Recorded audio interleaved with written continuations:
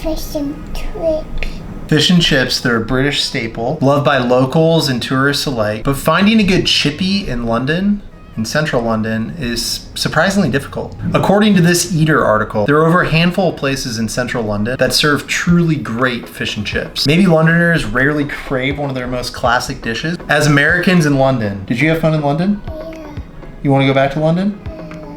What did you like about London the most? Fries. The fries? You like their fries? You know they call them chips though, right?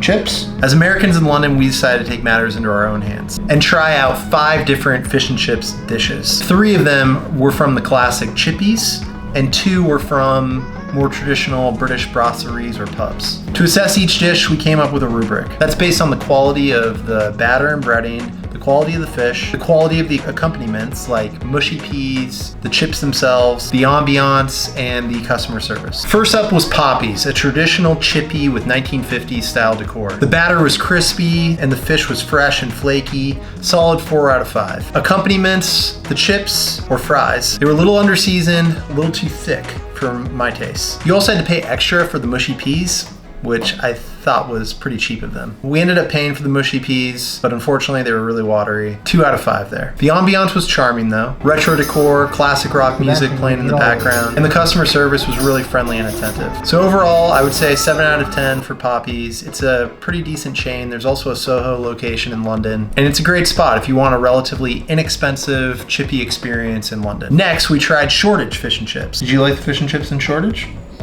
The batter was crunchy, the fish was well seasoned, fries were crispy, and it came with mushy peas and beans. Great accompaniment. The ambiance is casual, very laid back. There's actually a counter right as you walk in that you can just order straight from. That was the same with Poppies too, by the way, so it's really easy for takeaway. There was also really cool nautical decor and really celebrated London. Check out this light on the rope in particular. I thought that was really neat. It's a really relaxed atmosphere that's perfect for a quick lunch or dinner. Third, we tried to try Mayfair chippy. Unfortunately, we couldn't even get inside the door here. And I mean that literally. Our stroller was too big.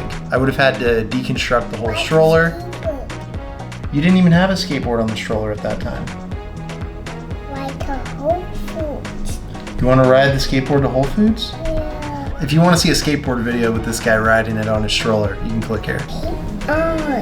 So yeah, the door was too small for us to even get inside. The waiter and the host who greeted us, they didn't look too happy to see a pram, or buggy, which is what they call the stroller in the UK. I gotta say though, I can't blame them necessarily because it would have been really a giant device to bring in there into pretty cramped quarters. And they actually have really nice outdoor seating space, it looked like. We were there in February, so it was a little on the colder side, so that wasn't offered. But just keep that in mind if you are traveling with kids and you want to check out one of these chippy or fish and chip spots.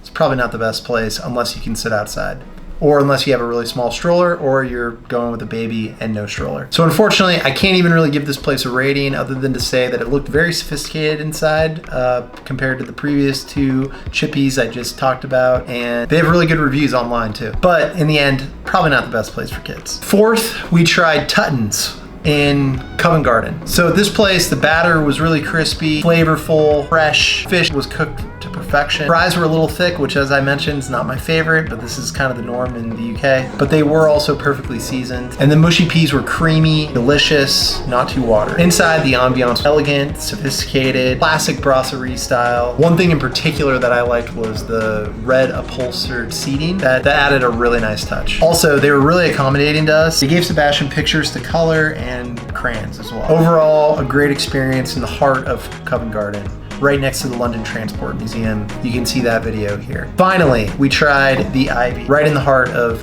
what they call the city of London. That's really the financial district. Here, the batter was also really light, crispy. This was probably my overall favorite fish and chip experience. It was a very elevated style of fish and chips. The chips or fries were again a little thick for my liking, but they were also, like at Tuttons, perfectly seasoned, very well executed. The mushy peas were creamy, flavorful, and thankfully this dish actually came with them. They even added a separate tray for the tartar sauce and the malt vinegar. Those were all really nice touches. Also, I love the ambiance of the Ivy. We've been here for breakfast as well, and it really never disappoints. It's a very business focused restaurant.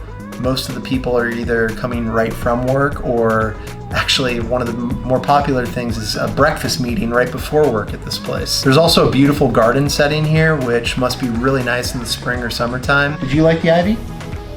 They also have great cocktails here too. So go even if you're not going for fish and chips. And it's a chain all throughout London. Any of them are pretty good. We've also been to the Covent Garden location, also delicious. So Sebastian, what did we learn from our fish and chips adventures in London?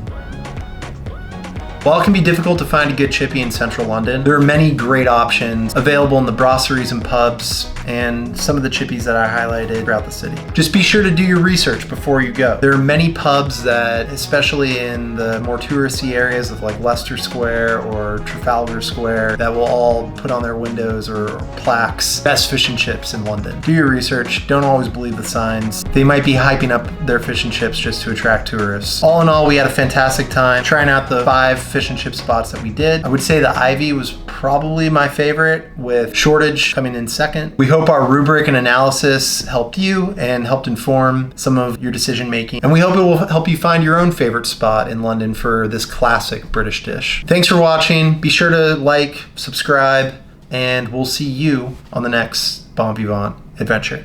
Cheers. That's it. Let's go to Whole Foods. Ready? That's huge.